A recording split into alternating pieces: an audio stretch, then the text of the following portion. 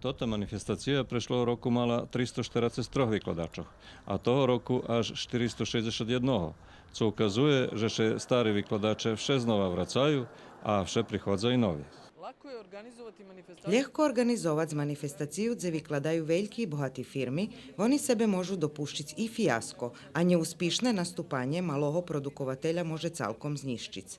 A kad nam še toti mali každi rok vracaju i kad še tot kruh nepririvno širi, znači že od toho maju hasnu. U protivnim, podli hlas bi še švitko rozširel i nam bi še učešnika švitko rozišli. Викладачи uglavnim zadovoljni. Tu dostavaju direktni finansijni rezultat prek predavanja na malo, ta možu zakrit troški, a mi še namahame pricahnuh skupcoh zos ambasadoh, hoteloh i restoranoh, že bi vytvorili konkretni finansijni aranžmani. U tim dozim pomaha i Privredna komora Srbiji, która velim wykładaczom omožljiwela besplatni nastup na sajmie.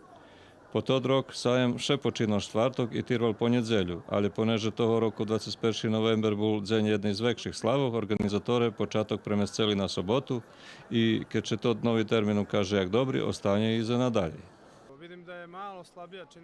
Viziše mi že nješka kus slabša naščivao zda, pretože robotni dzeň u loni bilo ljepše, počalo štvrtok i tirvalo po nedzelju, a teraz počalo sobotu i završe na jutre na vautorok. Mi perši raz učastvujeme.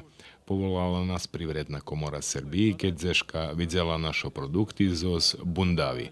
Đukićovo na štandu produkovatelja uz Južnovo Banatu pod pokroviteljstvom Privredne komore Srbiji vykladali produkti iz bundavi. Čips, mađuni, slatke i dva fajti turšiji. Slatko kvašnu zos muskatnej i kvašnu zos patišon bundavki.